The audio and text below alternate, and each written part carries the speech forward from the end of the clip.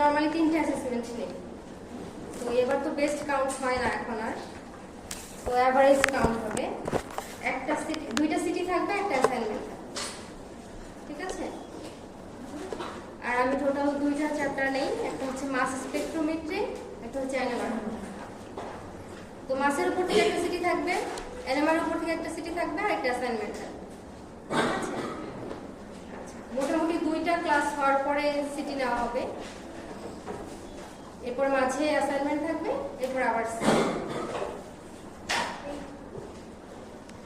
লামের ক্লাস করেছো? ক্লাস শুরু হয়েছে না? গতকাল গুগল ক্লাসরুমে অ্যাড আছে সবাই? দরজাটা অফ করে আসবে, দরজাটা কাইন্ডলি অফ করে আসবে। গুগল ক্লাসরুমে অ্যাড হয়েছে সবাই? ইনভাইটেশন তো পেয়েছো বুঝবে, তো দেখবো সবাইকে ইনভাইটেশন পাঠানো হয়েছে। আমি একটা বই আপলোড করেছি, এটা তোমরা ইউজ করতে পারো, আগের বইটা, তবে এটা 3rd এডিশন আছে সফট কপিটা, আর হার্ড কপি যেটা পাওয়া যাচ্ছে সেটা আমি 5th এডিশন পাওয়া যাচ্ছে, ঠিক আছে? তোমরা চাইলে আমার কাছ থেকে স্ক্যান করে নিতে পারো, আমার কাছে হার্ড কপিটা আছে। শুরু করবো? প্রজেক্টটা অফ করতে হবে।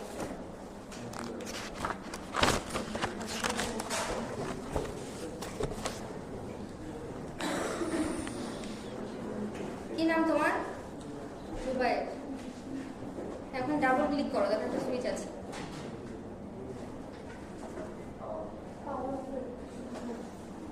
ঠিক আছে, থ্যাংক ইউ।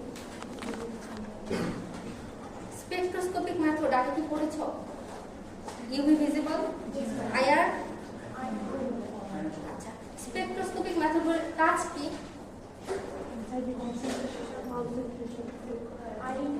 আইডেন্টিফিকেশন, মানে স্ট্রাকচার ইলুসিডেশন করা। তার মধ্যে স্পেকট্রোস্কোপিক মেথডের মধ্যে কি কি আছে আমাদের? ইউভি ভিজিবল আছে, আইআর আছে, মাস আছে, এনএমআর আছে, তাই না? তাহলে চারটার কাজ হচ্ছে আমার স্ট্রাকচার আইডেন্টিফাই করা। ইউভি ভিজিবলের ক্ষেত্রে আমরা কিসের বেসিসে করি? অ্যাবজর্বেন্স, কালার না, ক্রোমোফোর, অক্সিক্রোম, এগুলো পড়েছিলাম। আইআর কিসের বেসিসে করে? ফাংশনাল। তাহলে mass spectroscopy, molecular weight, molecular formula. এনএমআরটা কিসের বেসিসে করে? হাইড্রোজেন কয়টা আছে, কার্বন কয়টা আছে, তাদের এনভায়রনমেন্ট কেমন, সেটার বেসিসে, ঠিক আছে? মেইনলি আমার টপিক এইটা। আচ্ছা, তো মাসের যদি আমরা প্রথমে প্রিন্সিপাল চিন্তা করি,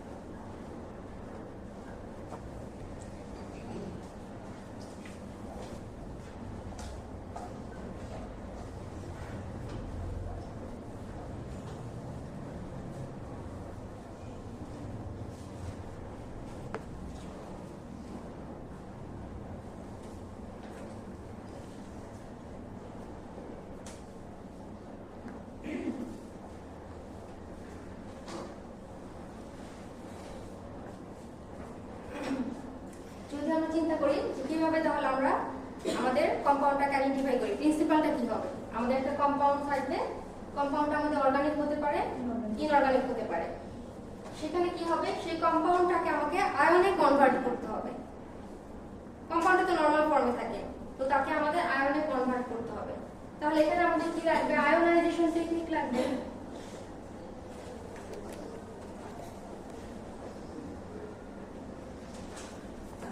আয়োনাইজেশন টেকনিকের মাধ্যমে আমরা আয়নে কনভার্ট করব। এখন আয়নটা আবার 2 প্রকার হতে পারে, একটা মলিকিউলার আয়ন হতে পারে। প্রথমে সবকিছু নতুন লাগবে, আমরা যখন আরো ডিপে ঢুকবো তখন ক্লিয়ার হয়ে যাবে। আয়নটা 2 প্রকার হতে পারে, একটা মলিকিউলার আয়ন, একটা ফ্র্যাগমেন্ট আয়ন। সেই আয়নগুলি আমরা পরবর্তীতে ডিটেক্টরের মাধ্যমে ডিটেক্ট করব, ঠিক আছে? এখন আমরা এখানে কি কি করব? স্যাম্পলের মধ্যে অর্গানিক, ইনঅর্গানিক হতে পারে, সলিড, লিকুইড বা গ্যাসিয়াস ফর্মে থাকতে পারে। আচ্ছা, আয়োনাইজেশন টেকনিকগুলো করব আমরা। যত প্রকার আয়োনাইজেশন টেকনিক আছে ভোলাটাইল কম্পাউন্ডের জন্য, নন ভোলাটাইল কম্পাউন্ডের জন্য, সেগুলো করব। এরপর মলিকিউলার আয়ন কি, ফ্র্যাগমেন্ট আয়ন কি, এরপর ডিটেইলস। ঠিক আছে, প্রিন্সিপালটা মোটামুটি এটাই যে আমাদের একটা কম্পাউন্ড থাকবে, সেই কম্পাউন্ডকে আমরা আয়নে কনভার্ট করব বিভিন্ন আয়নাইজেশন টেকনিকের মাধ্যমে, দেন সেই আয়নটাকে আমরা ডিটেক্ট করব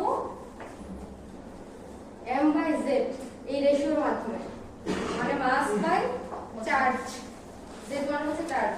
আমাদের এরকম একটা গ্রাফ থাকবে, এখানে m/z হবে, এখানে RA মানে রিলেটিভ অ্যাবান্ডেন্স। এই বেসিসে একটা গ্রাফ পাবো, সেখান থেকে আমরা কম্পাউন্ডটাকে ডিটেক্ট করব। ঠিক আছে, আচ্ছা যদি আমরা একটা एग्जांपल দেখি,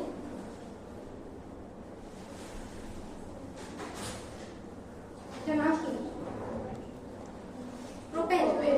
আচ্ছা, মনে করো এই কম্পাউন্ডটাকে আমি চিনি না, এটাকে আমি দিয়ে দিলাম মাস স্পেক্ট্রোমিটারে।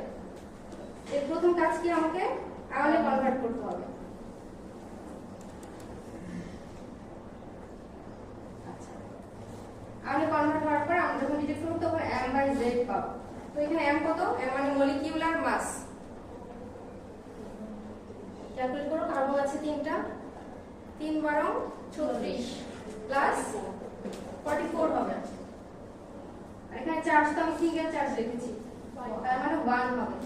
তার মানে আলটিমেটলি যেটা পাচ্ছি m/z বলতে সেটা কি 44 পাচ্ছি না, মলিকিউলার মাস পাচ্ছি। এখানে মনে করো 44 একটা পিক আসবে। তো এই মলিকিউলার ওয়েট থেকে আমরা গেস করতে পারি যে কম্পাউন্ডটা কি হতে পারে, প্রোপেন হবে না বিউটেন হবে। এটা হচ্ছে ইনিশিয়াল আইডিয়া যেটা। আচ্ছা, এরপর আমরা একটু ইনস্ট্রুমেন্টেশন দেখি। ম্যাম আর এর পূর্ণরূপ কি বলবো? Relative abundance. মানে মনে করো আমি যখন 1 মোল প্রোপেন বা 1 মোল কোনো কম্পাউন্ড দিচ্ছি, 1 মোলের মধ্যে কয়টা মলিকিউল থাকে? 6.02 × 10⁻23। এই এতগুলো মলিকিউলের মধ্যে কয়টা পিক আমার এই পজিশনে আসছে? অ্যাবান্ডেন্স। তার মানে ধরি, আচ্ছা এত বড় সংখ্যা না ধরে ধরলাম 100টা মলিকিউল আছে আমার, 100টার মধ্যে যদি দেখি যে 60, এই প্রায় 60টা মলিকিউল এই পজিশনে পিক দিচ্ছে, তার মানে এটা অ্যাবান্ডেন্সটা বেশি না? বাকি পিকগুলো মনে করো 20 30, বাকি বলতে ফ্র্যাগমেন্ট আয়ন, যেটা এখন আমরা পড়িনি। ঠিক আছে, এটা মলিকিউলার আয়ন। আচ্ছা, তো আমরা এখন ইনস্ট্রুমেন্টেশনে ঢুকি, তাহলে এই জিনিসগুলো আবার এপ্লাই ক্লিয়ার হবে।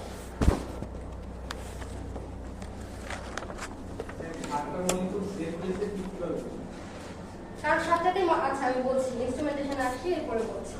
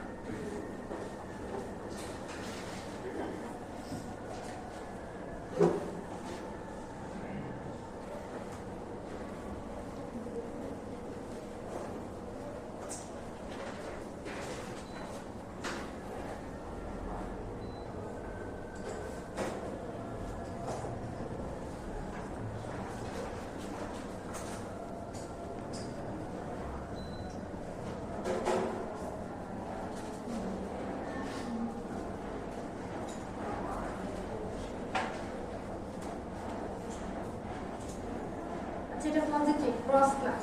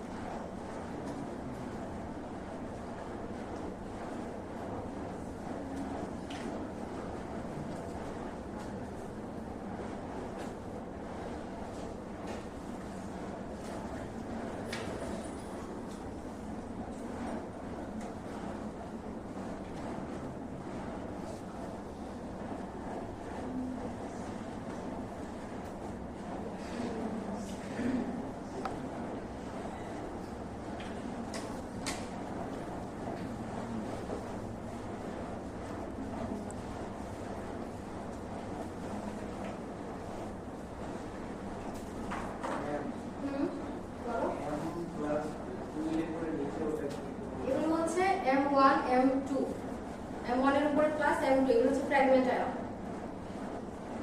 আচ্ছা আমরা শুরু করি, তারপরে ডিটেইলস সাইড বাই সাইড লিখো, ঠিক আছে? প্রথমে কি বলেছিলাম, আমাদের একটা স্যাম্পল থাকবে। স্যাম্পলটা সলিড, লিকুইড বা গ্যাস হতে পারে। ইনস্ট্রুমেন্টেশন শুরু হচ্ছে এখন, ঠিক আছে? স্যাম্পল কেমন হতে পারে? সলিড, লিকুইড বা গ্যাস। এরপর আমাদের টার্গেট কি, স্যাম্পলটাকে আয়নে কনভার্ট করতে হবে। এখন একটা জিনিস যদি সলিড ফর্মে থাকে সেটাকে কি আয়নে কনভার্ট করা ইজি হবে? না। তার মানে কি তাকে যদি ভ্যাপর ফর্মে নেওয়া হয় তাহলে আয়নে কনভার্ট করা ইজি হবে, বা লাস্ট শেল থেকে ইলেকট্রন রিমুভ করাটা সহজ হবে, ইজি হবে। তো সলিড, লিকুইড বা গ্যাসিয়াস যে স্যাম্পলই থাকুক না কেন, সেখানে আমরা কোথায় দিব? হিটিং কয়েল মানে ভ্যাপোরাইজেশন চেম্বার। এই চেম্বারটার নাম হচ্ছে ভ্যাপোরাইজেশন চেম্বার।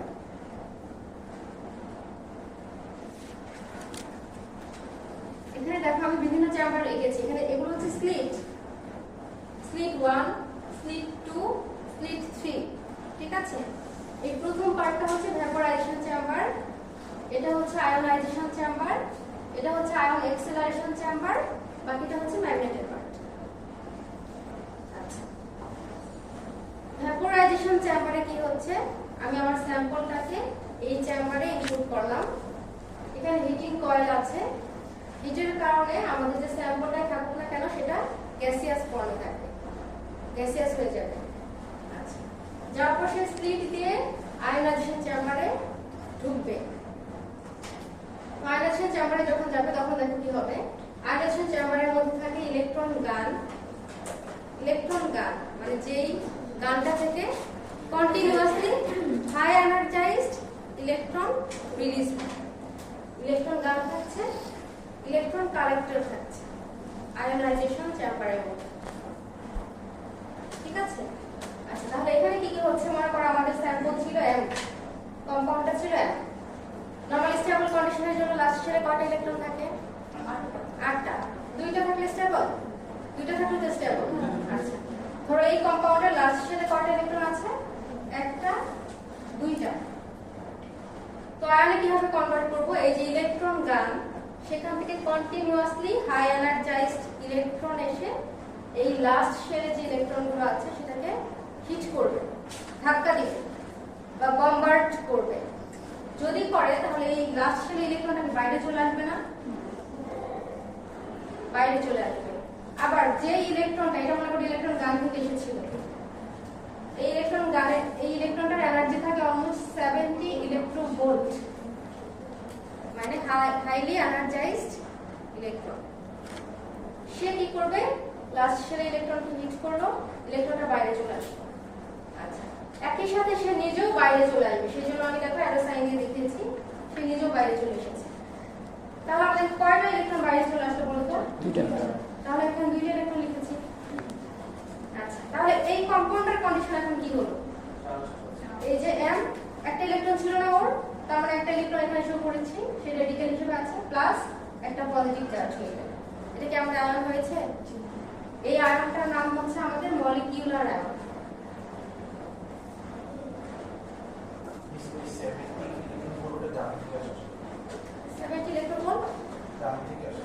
হ্যাঁ, ইলেকট্রন গান থেকে আসছে, মানে রেড কালার যে ইলেকট্রনটা আছে সেটা ইলেকট্রন গান থেকে আসছে। আচ্ছা, এই ইলেকট্রনগুলোর এনার্জি হচ্ছে 70 ইলেকট্রোভোল্ট করে, ঠিক আছে? ঠিক আছে। আচ্ছা, আবার বলবো এই পার্টটা, আমাদের একটা স্যাম্পল, নরমালি কম্পাউন্ডটা স্টেবল কন্ডিশনে থাকে। যখন ইলেকট্রন গান দিয়ে ইলেকট্রন দ্বারা এটাকে হিট করা হয়, সেখান থেকে লাস্ট শেল থেকে একটা ইলেকট্রন বাইরে বের হয়ে যায়, কারণ আমরা আয়নে কনভার্ট করছি। হাইলি এনার্জাইজড এই ইলেকট্রনটা এসে ওকে বম্বার্ড করেছে, এখান থেকে সে একটা ইলেকট্রন বাইরে বের করে দিল এবং সে নিজেও আলটিমেটলি বাইরে বের হয়ে আসলো, হিট করে সে বাইরে বের হয়ে আসলো। তাহলে আমাদের কি হলো? 2টা ইলেকট্রন বাইরে আসলো। 2টা ইলেকট্রনের মধ্যে একটা কোথা থেকে আসছে বলো? মলিকিউল থেকে, স্যাম্পল থেকে। আরেকটা আসছে ইলেকট্রন গান থেকে। আচ্ছা, আর স্যাম্পলটার কন্ডিশন এখন কি হয়ে গেল? চার্জ প্লাস রেডিক্যাল, তাই? আচ্ছা, এটার নাম হচ্ছে মলিকিউলার আয়ন। এখন এই যে দেখো মলিকিউলার আয়ন ফর্ম করবে, তাহলে 70 ইলেকট্রোভোল্ট এনার্জি ওকে ধাক্কা দিয়েছে, সে কি কিছু এনার্জি নিজের মধ্যে অ্যাবজর্ব করে নিয়েছে না? তার নিজের মধ্যে তো ভেতরে ইন্টারনালি কিছু এনার্জি চলে যাবে, তাহলে কি সে স্টেবল করতে পারবে? সে সামহাউ নিজেকে স্টেবল করতে চাইবে। করার জন্য সে নিজেকে ফ্র্যাগমেন্টেড করে দেবে। ফ্র্যাগমেন্ট মানে কি? ব্রেকডাউন করবে। তার মধ্যে যে বন্ডগুলো ছিল, যে প্রোপেন এঁকেছিলাম, দেখো CH3 CH2 CH3, এই মাঝখানের বন্ডগুলো সে ব্রেকডাউন করে নিজেকে স্টেবল করার চেষ্টা করবে। তাহলে ধরলাম একটা ফ্র্যাগমেন্টের নাম দিলাম M1 প্লাস, আরেকটার নাম দিলাম M2 প্লাস, M3 প্লাস, এরকম অনেকগুলো ফ্র্যাগমেন্ট আয়ন প্রডিউস করবে। এগুলো কম্পারেটিভলি মলিকিউলার আয়নের চেয়ে স্টেবল আয়ন। ঠিক আছে? আচ্ছা, এখন যদি আমার কথা চিন্তা করি, মনে করো আমি একটা কম্পাউন্ড, আমাকে ইলেকট্রন এসে হিট করেছে। হিট করার পর আমার লাস্ট শেল থেকে একটা ইলেকট্রন চলে গেল, তো আমি পজিটিভ আয়ন হয়ে গেলাম। সেই সাথে এই যে এত হাই এনার্জাইজড ইলেকট্রনটা আমাকে ধাক্কা দিয়েছিল, আমার নিজের মধ্যে তো কিছু এনার্জি গেইন হয়েছে। সেই এনার্জির কারণে আমি নিজেকে স্টেবল রাখতে পারবো না। তখন আমি কি করবো? আমার হাত ভেঙে ফেললাম, পা ভেঙে ফেললাম, এরকম করে ফ্র্যাগমেন্ট করে ফেলবো নিজেকে, করে স্টেবল হওয়ার চেষ্টা করবো। এখন এই মলিকিউলার আয়নটাও আমরা ডিটেক্ট করব ডিটেক্টরের মাধ্যমে। আবার ফ্র্যাগমেন্ট আয়নগুলো সবই যাবে কোথায়? এই পাথ ক্রস করে এখানে যাবে, ডিটেক্টর, অ্যামপ্লিফায়ার, রেকর্ডার। দুইটা চেম্বার আমরা পড়েছি, একটা ভ্যাপোরাইজেশন। বসো, কিছু বলবে? কি বলবে তোমরা এই সেকশনে?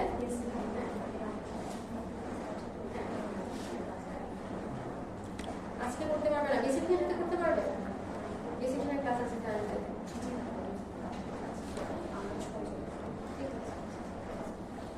আচ্ছা, আমরা তাহলে দুইটা চ্যাপ্টার পড়লাম, দুইটা চেম্বার। একটা হচ্ছে ভ্যাপোরাইজেশন চেম্বার, একটা হচ্ছে আয়নাইজেশন চেম্বার। দুই চেম্বারের মেকানিজম ক্লিয়ার? এখন তার মানে আমাদের এখানে কি কি আছে?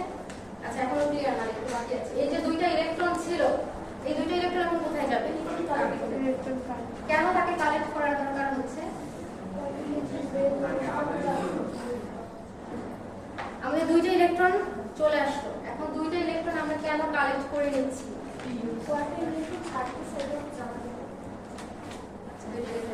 এর কারণ হচ্ছে আমাদের যে মাস স্পেকট্রোমিটার, এটা কেবলমাত্র আয়ন ডিটেক্ট করতে পারে, কোনো নিউট্রাল মলিকিউল ডিটেক্ট করতে পারবে না। তো যদি এই ইলেকট্রনটা আমার এখানে থেকে যায়, এই ইলেকট্রনটা আবার এগেইন এটার সাথে রিঅ্যাকশন করে আরেকটা ইলেকট্রন সে গেইন করে নিতে পারবে না এই কম্পাউন্ডটা, তখন সে আবার নিউট্রাল মলিকিউল হয়ে যাবে। তখন আমরা ডিটেক্টরে কিছুই ডিটেক্ট করতে পারবো না।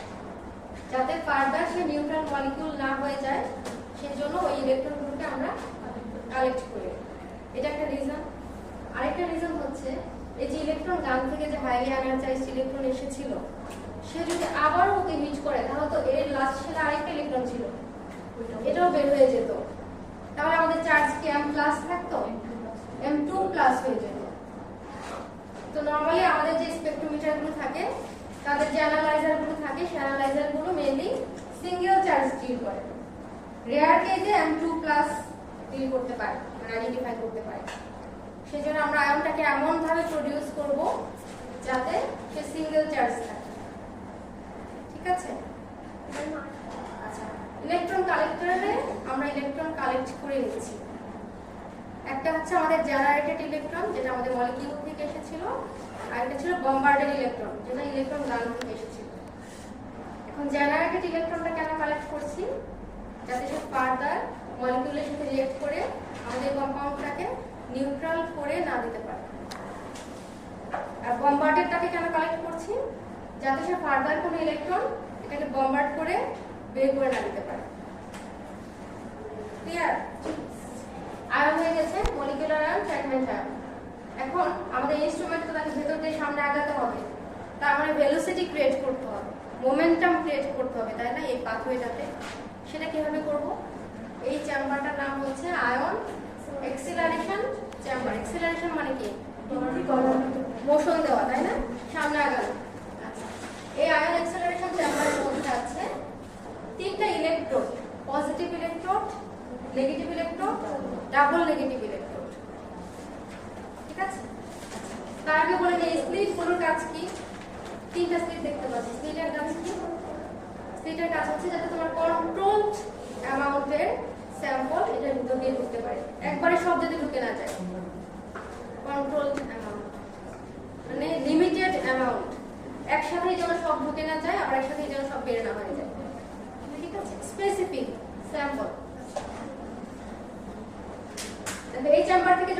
চেম্বারে যাবে, যাতে কন্ট্রোল ওয়েতে স্যাম্পলটা এখান থেকে প্রবেশ করতে পারে, সেজন্য এই স্লিপগুলো রাখা হয়েছে।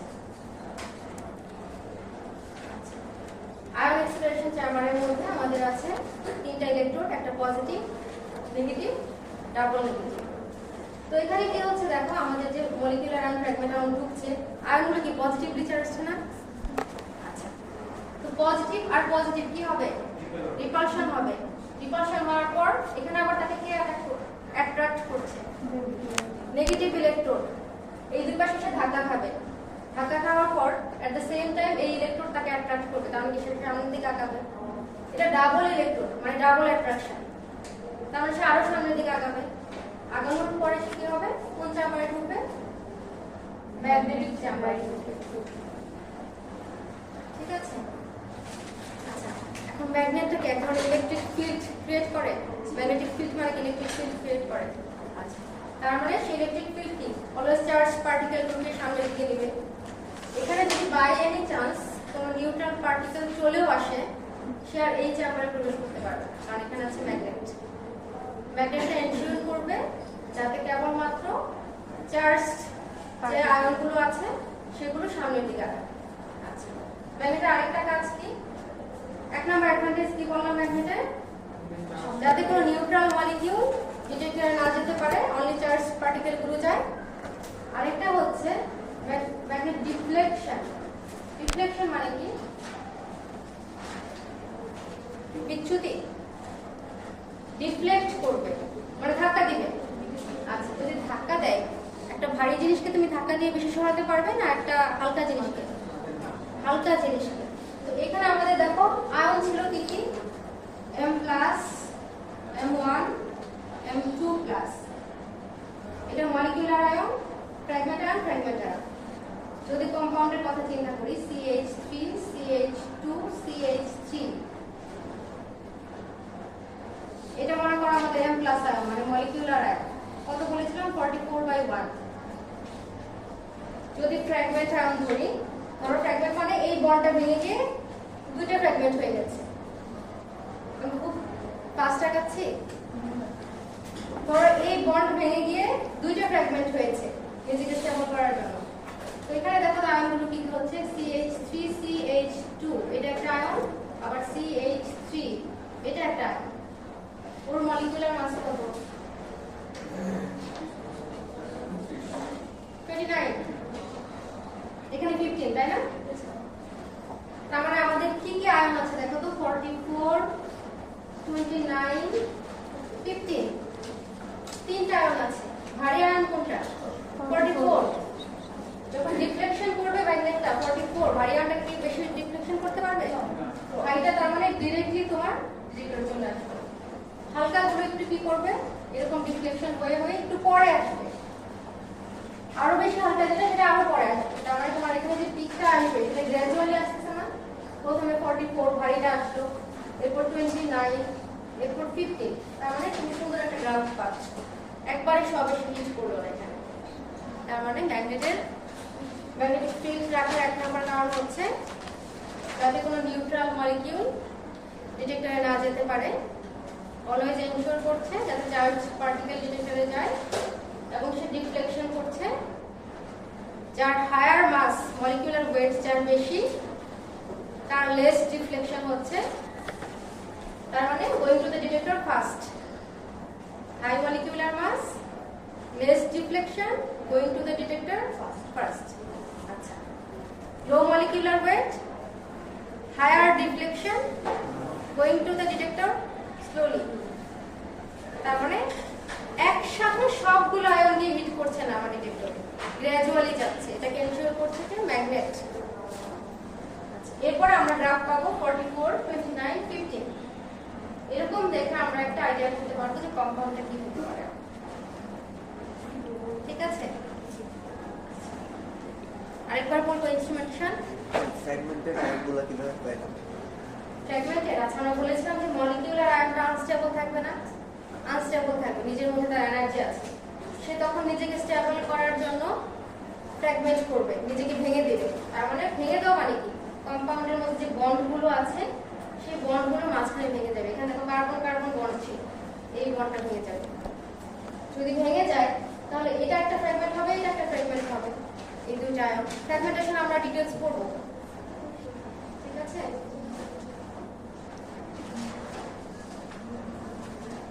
এটুকু ক্লিয়ার? মাথার উপর দিয়ে চলে যাচ্ছে সবকিছু?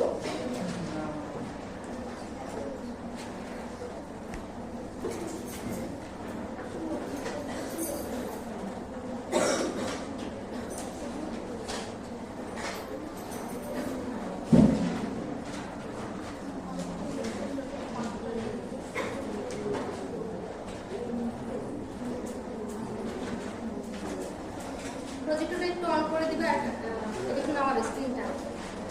ম্যাম বলো। আমাদের যে হচ্ছে প্যারেন্ট মলিকুল যেটা আছে 40-এ, হ্যাঁ, যেটা প্যারেন্ট মলিকুল আছে ওটা যদি স্টেবল হওয়ার জন্য ফ্র্যাগমেন্টে ভেঙে যায় তাহলে আমরা 40-এ পিক পাবো কিভাবে? 44 আছে। এটা বলছি। ভালো কোশ্চেন। কেউ একজন প্রজেক্টরটা অন করে দাও। আমরা একটা ভিডিও দেখব, ঠিক আছে? এখন যদি সে ফ্র্যাগমেন্টেড হয়ে যায়, আমরা বলেছি 1 মলিকিউল স্যাম্পল দেওয়া মানে কি, 1 মোল স্যাম্পল দেওয়া মানে কি, সেখানে কয়টা মলিকিউল আছে? 6.02 6.02 into 1023 মলিকিউল আছে। বা এটাকে যদি আমরা এই বড় নাম্বার না ধরে 100 ধরলাম, যে 1 মোল সমান 100 মলিকিউল, ঠিক আছে? এখন 100 মলিকিউলের সবাই কিন্তু 44 মানে সবাই হচ্ছে ফ্র্যাগমেন্টেড হবে না। ধরো 100 এর মধ্যে 60টা মলিকিউল কি করলো, মলিকিউলার আয়নে পিক দিল, মানে 44 এ পিক দিল, ঠিক আছে? বাকি 40 মলিকিউল এই 44 এ পিক দেওয়ার আগেই তারা ভেঙে গেছে, ভেঙে গিয়ে 29 আর 15 এ পিক দিয়েছে। এটাই হচ্ছে রিলেটিভ অ্যাবান্ডেন্স। মানে এই যে হাইটটা আমরা দেখছি, সেই হাইটটা আমাদেরকে বলে দিচ্ছে যে 100টা মলিকিউলের মধ্যে কি পরিমাণ অ্যামাউন্ট 44 এ পিক এসেছে। যদি দেখে যে 100টার মধ্যে কেবল 20টা মলিকিউল 44 এ পিক দিতে পেরেছে, তাহলে কিন্তু ওর হাইটটা কমে যাবে, এরকম থাকে। বাকি মনে করো 50 মলিকিউল 29 এর ফ্র্যাগমেন্টে পিক দিয়েছে, তাহলে ওর হাইট আবার বেড়ে যাবে, এটা আবার কমে যাবে, এরকম ব্যাপারটা। মানে এই অ্যাবান্ডেন্সটাতে দেখছি যে সবগুলো মলিকিউল কি 44 এ এসেছে কিনা। কঠিন লাগছে? হ্যাঁ, আচ্ছা। ধরো 100টা মলিকিউল, 100টা মলিকিউলের মধ্যে 60 ধরলাম, 60 মলিকিউল কয়টাতে দিয়েছে পিক? 44। বাকি 40টাই 44 পিক দেওয়ার আগেই সে ফ্র্যাগমেন্টেড হয়ে গেছে, মানে ডিটেক্টরে যাওয়ার আগেই সে ফ্র্যাগমেন্টেড হয়ে গেছে, ঠিক আছে? তাহলে কিন্তু বাকি 40 মলিকিউল দিচ্ছে না। বাকি 40 এর মধ্যে ধরলাম 20টা আবার দিচ্ছে 29 এ, বাকি 20টা দিচ্ছে 15 এ। অ্যাবান্ডেন্স দেখো, এখানে 60টা দিয়েছিল 44 এ, তার মানে এটা হাইট একটু বেশি, বাকিটা একটু কম, ঠিক আছে? সব মলিকিউল মলিকিউলার আয়ন নাও দিতে পারে, ঠিক আছে? ভেঙে যেতে পারে, ভেঙে গিয়ে বাকি আয়নগুলো দিতে পারে। যতগুলো দিবে ততগুলোটাই এখানে রিলেটিভ অ্যাবান্ডেন্স দিয়ে দেখাচ্ছে। ম্যাম ওরা কি ইলেকট্রন হিট করার পরে আনস্টেবল হয় না? কারণ যারা ভাঙে না, মানে 44 এ যারা আছে ওরা কি আনস্টেবল হয় না? এখানে তো অনেকগুলো মলিকিউল আছে, সবার গায়ে তো এই হিটটা নাও লাগতে পারে, বম্বার্ড নাও করতে পারে, তাই না? এরকম হতে পারে। সবাই যে ইউনিফর্মলি বম্বার্ডেড হবে, ব্যাপারটা এরকম না। যদি না হয় সেই ক্ষেত্রে, আবার যদি কেউ বেশি বম্বার্ডেড হয়, সে ওই যে বেশি এনার্জি গেইন করবে, তারা মলিকিউলার আয়ন আমরা পাবো না। যেরকম অ্যালকোহল কম্পাউন্ডের ক্ষেত্রে আমরা মলিকিউলার আয়নটা বিশেষ করে পাই না, ফ্র্যাগমেন্ট আয়ন পাই। আবার অ্যালকেনের ক্ষেত্রে মলিকিউলার আয়ন পাই, ঠিক আছে? এটা কি নামানো যাবে না? জুবায়ের, ইলেকট্রন কালেক্টরের কাজ হচ্ছে আমাদের দুইটা ইলেকট্রন জেনারেট হয়, একটা মলিকিউল থেকে আসছে, আরেকটা কোথা থেকে আসছে? বম্বার্ড থেকে আসছে। আচ্ছা, মলিকিউল থেকে যে ইলেকট্রনটা আসছে সেটাকে আমরা কালেক্ট করে নিচ্ছি, যাতে সে ফার্দার ওই চার্জ মলিকিউলের সাথে রিঅ্যাক্ট করে নিউট্রাল না হয়ে যায়। আর বম্বার্ডটাকে কালেক্ট করছি সে যাতে ফার্দার লাস্ট শেল থেকে কোনো ইলেকট্রন বের করে দিতে না পারে। আমাদের ডেজার্ট হচ্ছে আয়ন পাওয়া, ঠিক আছে? এটা কোনো মানে আমাদের মলিকিউলার আয়ন আসবে, আমরা যখনই কোনো স্যাম্পল ইনপুট করব তখন কোনো না কোনো আয়ন তো আসবে, ঠিক আছে? সেই আয়নগুলো থেকে, পিকগুলো থেকে এবং অ্যাবান্ডেন্সের কি পরিমাণ সেটা থেকে গেস করব কম্পাউন্ডের।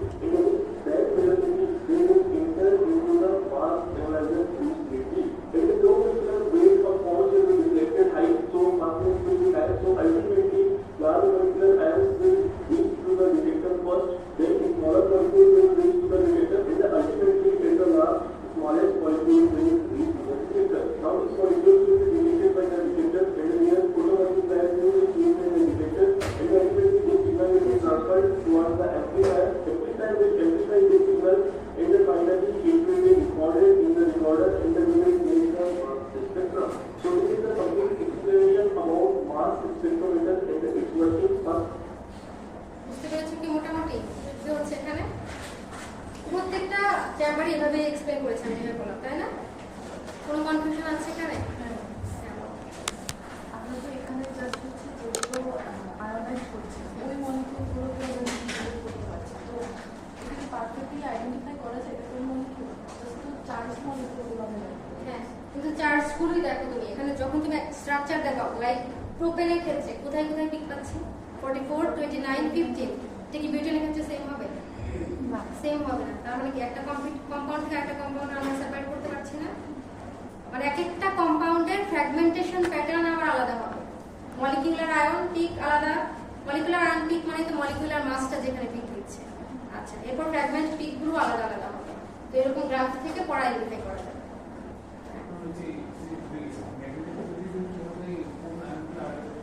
আচ্ছা, ম্যাগনেটিক ফিল্ড কাজটা কি? প্রথমত হচ্ছে সে নিউট্রাল কোনো মলিকিউলকে এখান দিয়ে যেতে দিবে না, শুধুমাত্র আয়নগুলোকে যেতে দিবে। আচ্ছা, সেকেন্ড কাজ হচ্ছে এই যে দেখেছিলে যে লার্জ মলিকিউল ডিফ্লেকশন হচ্ছিল, ছোটগুলো অনেক ঘুরে ঘুরে ঘুরে ঘুরে তারপর যাচ্ছিল, আর বড়টা একদম মোটামুটি ডিরেক্টলি চলে যাচ্ছিল, যাতে সবগুলো মলিকিউল মানে ফ্র্যাগমেন্ট আয়ন এবং মলিকিউলার আয়ন যাতে এট এ টাইম একসাথে গিয়ে ডিজিটালি হিট না করে, যাতে র্যান্ডম মানে গ্র্যাজুয়ালি যায়, একটার পর আরেকটা যায়। সেজন্য সে ডিফ্লেকশন ক্রিয়েট করে। যার মলিকিউলার মাস বেশি, যে আয়নে তার ডিফ্লেকশন কম, সে আগে ডিটেক্টরে যাবে, আর যার মলিকুলার মাস কম তার ডিফ্লেকশনটা বেশি হবে, সে পরে যাবে। তখন গ্রাজুয়ালি একটা আমরা এরকম প্রিসাইজ একটা স্পেকট্রাম দেখতে পাবো। ঠিক আছে?